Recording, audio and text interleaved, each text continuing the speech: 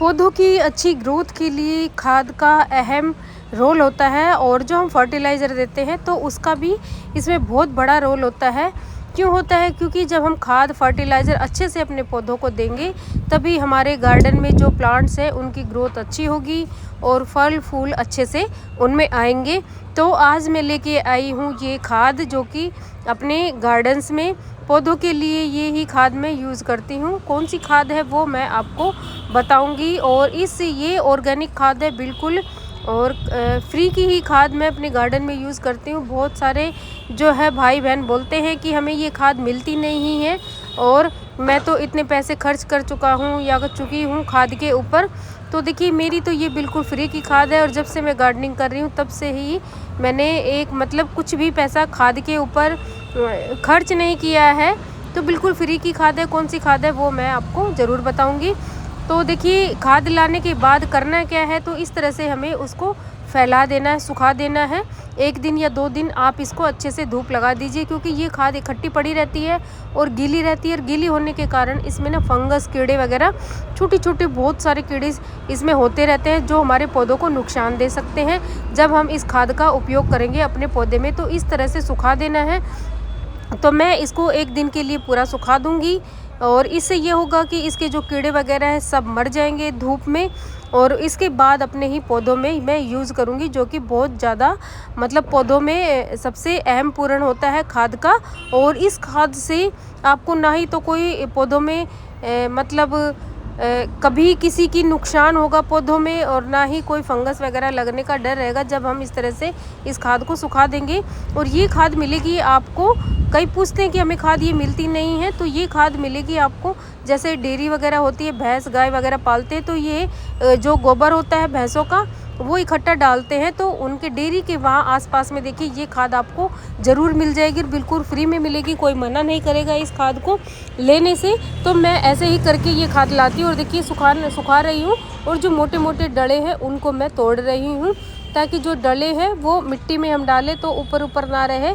खाद का हम चूरा बना के जब अपने पौधों में प्रयोग करेंगे, तो मैं चूरा बना के और मोटे मोटे डलों को तोड़ के इस तरह से अपने ही खाद पौधों में यूज़ करती हूँ।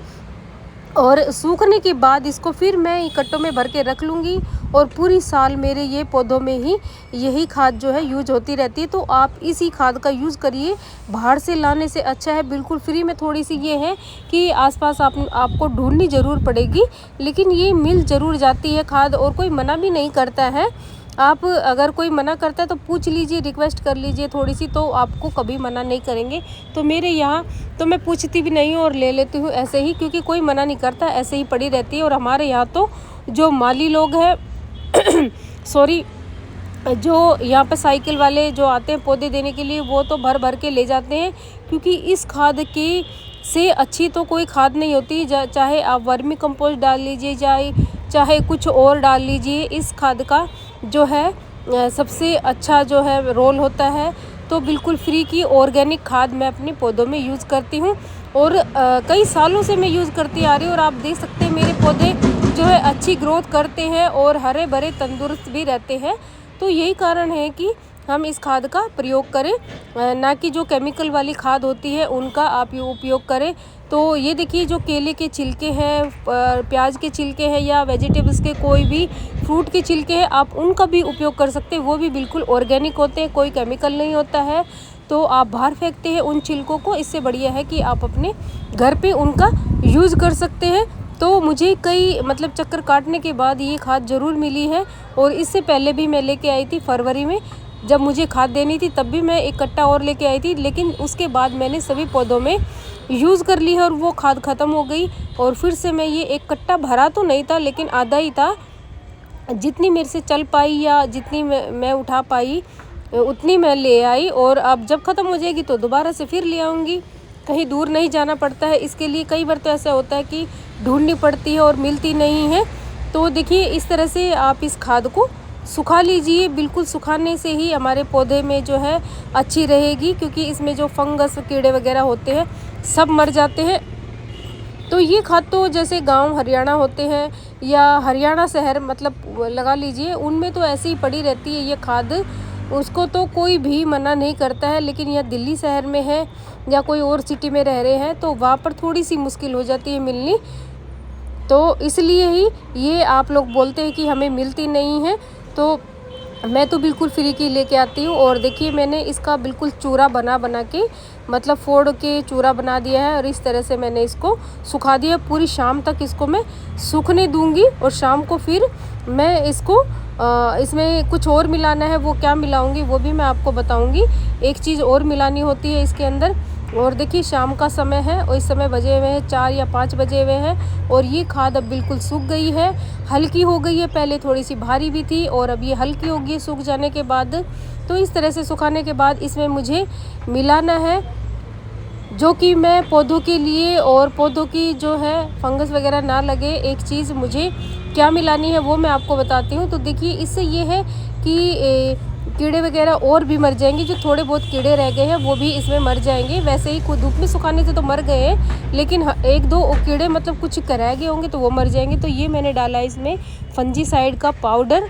आप चाहे तो इसमें हल्दी भी डाल के अपने कट्टे में भर सकते हैं। तो मेरे पास फंजीसाइड था तो मैंने ये फंजीसाइड डाल दिया है और इसके बाद मैं अपने जो है इस कट्टे में भर के रख दूंगी, क्योंकि मुझे ये पूरी साल चलानी है। और इस खाद को मैं साल में 2 बार देती हूँ, जैसे मैंने फरवरी में दे दी और इसके बाद मैं दूंगी अब इसको जुलाई या अगस्त में, तब दूंगी। तो साल में 2 बार देती हूँ। बीच में मुझे लगी ज़रूरत है तब मैं दे देती हूँ 1-1 मुट्ठी थोड़ा थोड़ा, क्योंकि इसको खाद को ज़्यादा नहीं देना चाहिए। गर्मियों में ज़्यादा देने से ये होता है ये थोड़ी सी गर्म भी होती है, तो इसको ना ज़्यादा नहीं देनी चाहिए। वैसे फरवरी में आप अच्छे से ठीक ठाक दे दीजिए पौधे की रिक्वायरमेंट के हिसाब से।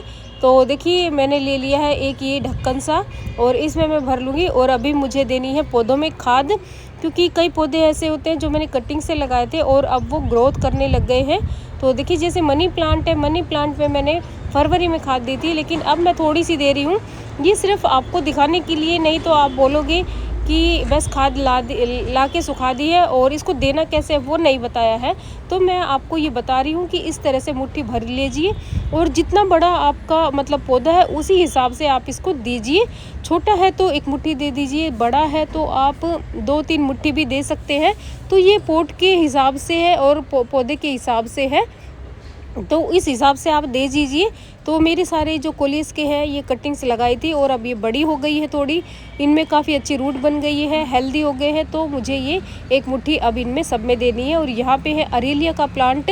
और जब आप खाद दें तो पहले प्लांट में गुड़ाई कर लीजिए, फिर आप उसमें खाद दे दीजिए इस तरह से, देखिए, ताकि जो मिट्टी में है वो खाद मिल जाए। और उसके बाद आप इसमें पानी दे दीजिए। तो खाद तो हमें दे देनी है और उसके बाद तो पानी देना बनता है। और ये खाद का टाइम है, शाम का टाइम है, शाम के टाइम ही मैं खाद दे रही हूँ। दोपहर में आप कभी खाद मत दीजिए, या तो सुबह सुबह दे दीजिए, सुबह मॉर्निंग में 7-8 बजे, क्योंकि सुबह ही होता है। और या तो शाम को दीजिए, शाम को आप देंगे तो ज़्यादा बेटर रहेगा। सुबह तो फिर भी धूप हो जाती है और शाम को तो इनको अच्छे से रेस्ट भी मिल जाता है, क्योंकि पूरी रात इनको मिल जाती है। तो आप उसको शाम को दे सकते हैं। तो इस तरह से खाद देना है, मैंने आपको बता दिया है। क्योंकि आप कई लोग पूछ रहे थे कि हमें खाद का पूरा प्रोसेस बताइए, कैसे देना है और कैसे नहीं देना है। तो मैंने आपको देना बताया है और लाने के बाद करना क्या है वो भी मैंने आपको बताया है। तो इसी वजह से मेरे जो सारे पौधे हैं हेल्दी तंदुरुस्त रहते हैं और फ्लावरिंग भी काफ़ी अच्छी होती है। तो अभी तो मैंने हार्ड प्रूनिंग कर दी थी, इसी वजह से ये थोड़े थोड़े से छोटे आपको दिख रहे होंगे, क्योंकि बिल्कुल मैंने सभी पौधों की हार्ड प्रूनिंग कर दी थी। इसी वजह से मेरा जो है अभी गार्डन थोड़ा सा हल्का हो रहा है, प्लांट इसमें कम दिख रहे हैं। तो ये थी मेरी छोटी सी वीडियो, आपको अच्छी लगी होगी। अच्छी लगे तो उम्मीद करती हूँ शेयर करिए।